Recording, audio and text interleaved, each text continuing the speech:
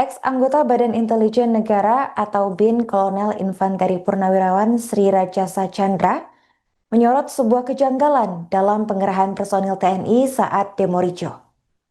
Menurut keterangannya di Jakarta pada Selasa 2 September, polisi memberi ruang kepada TNI untuk terlibat langsung dalam penanganan demo. Hal ini merupakan suatu hal yang baru dan pertama kali terjadi.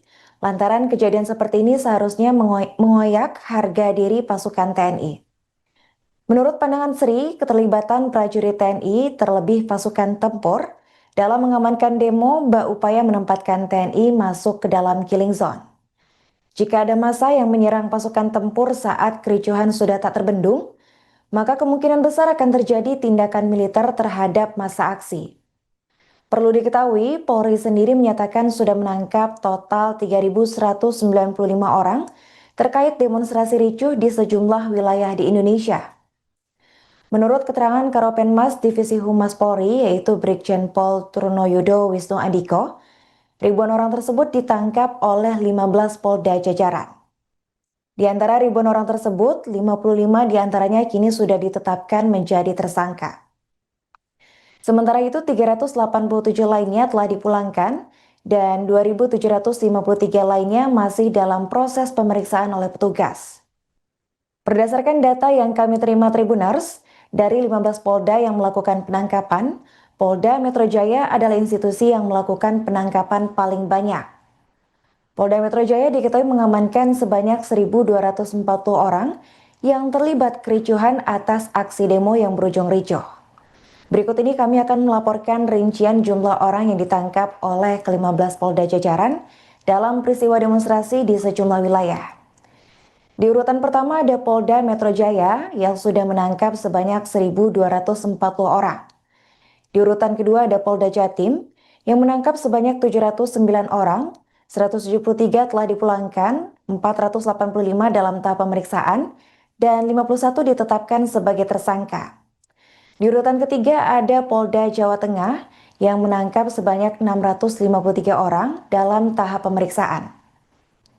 Yang keempat ada Polda Jawa Barat, 147 orang, 23 telah dipulangkan, 124 dalam tahap pemeriksaan. Yang kelima ada Polda Bali yang menangkap sebanyak 138 orang, 38 telah dipulangkan, 100 dalam tahap pemeriksaan. Selanjutnya ada Polda Kalbar yang menangkap sebanyak 91 orang, 86 diantaranya telah dipulangkan dan 5 dalam tahap pemeriksaan. Di urutan ketujuh ada Polda Sumatera Selatan yang menangkap sebanyak 63 orang dan sedang dalam tahap pemeriksaan. Di urutan ke-8 ada Polda DIY yang menangkap sebanyak 60 orang dan sedang dalam tahap pemeriksaan. Di urutan ke-9 ada Polda Sumatera Utara menangkap sebanyak 50 orang, 48 telah dipulangkan dan 2 dalam tahap pemeriksaan karena positif narkoba.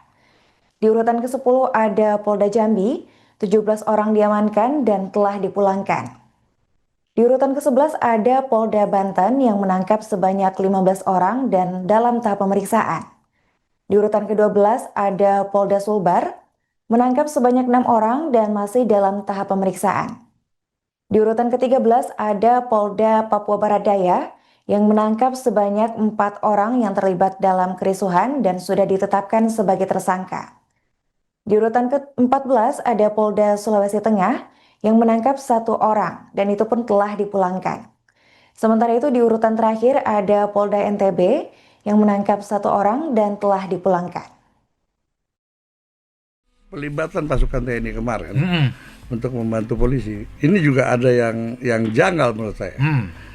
Dalam situasi yang belum pada tingkat rawan, polisi memberi ruang kepada TNI untuk terlibat langsung dalam penanganan demo. Ini satu hal yang tidak pernah terjadi sebelumnya.